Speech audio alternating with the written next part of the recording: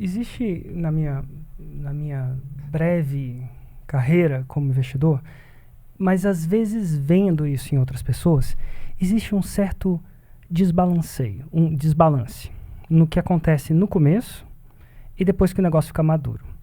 Tem uma experiência de reciprocidade que fala isso. Foi uma experiência interessante. Que ele falou o seguinte: quem faz, inclusive eu li um desses livros, então não é fake news não, só não lembro do livro agora para citar, mas ele fez uma experiência com atendentes de suporte de uma companhia aérea.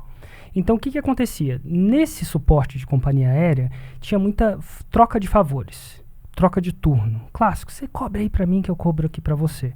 Então nesse ambiente onde havia muita troca de favores, quando você cobria para alguém, você fez um favor para essa outra pessoa. Certo. Tá comigo até agora? Certo. Então tá bom. E ele pedia para você valorizar o quanto você valorizava essa ação de cobrir para outra pessoa. E aí perguntava para a pessoa que recebeu o favor, falava assim: cara, quanto esse favor Foi bom para você? foi bom para você? Segundo essa pesquisa, no momento da troca, vocês duas, eventualmente vocês dois, valorizavam da mesma maneira. Então, vamos supor, cara, ela cobriu pra mim 10. Ai, que legal. Eu sou muito recíproco a ela, a próxima vez que ela cobria 10. Então, até aí tudo bem, rolava uma reciprocidade nesse sentido. Porém, à medida que o tempo passava, as mesmas duas pessoas valorizavam o favor de uma maneira diferente.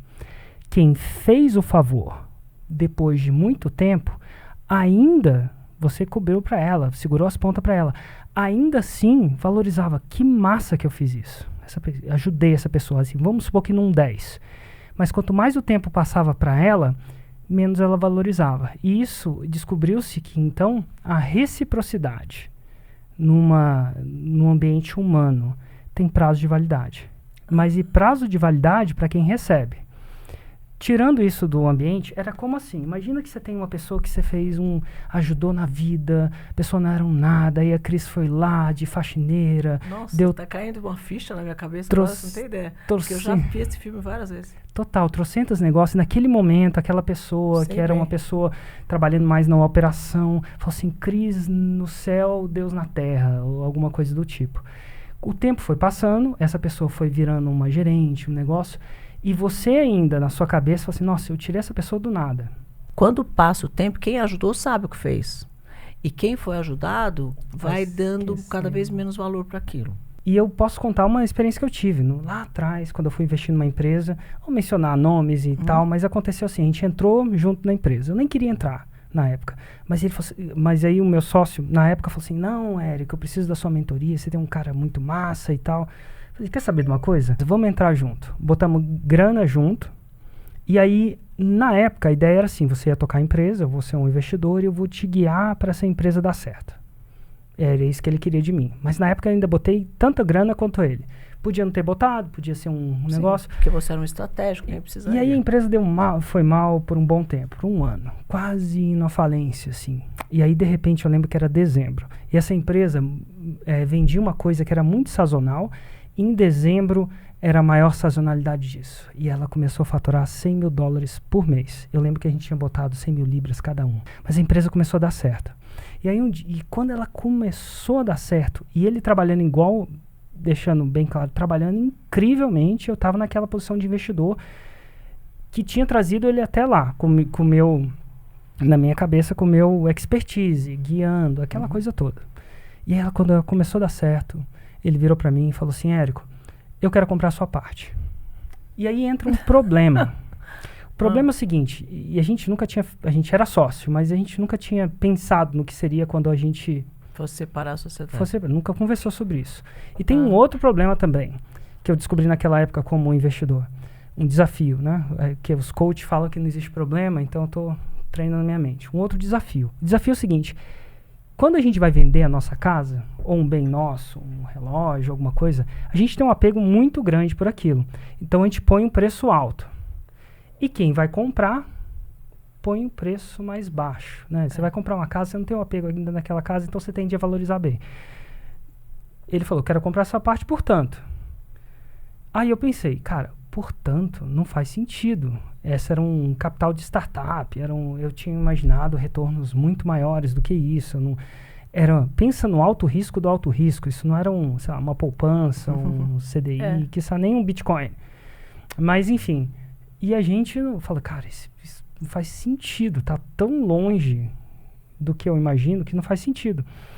Aí ele virou para mim e falou assim, e aí é uma coisa que é a primeira vez que eu senti o meu primeiro forçado, buyout, a compra forçada. Ele falou assim, ó, ou você me vende a empresa por esse preço, ou amanhã eu fecho essa empresa, começo uma outra. Sem você, porque eu não preciso mais de você. Eu não preciso mais de você. E ele tinha relação com todos os funcionários e agora ele tinha uma expertise. Então, eventualmente, eu fui forçado a vender por aquela empresa, porque é aquela coisa, né? Você pode ter nada ou alguma coisa, ficou uma situação super estranha. E naquela primeira vez eu entendi, cara, como é que isso funciona, né?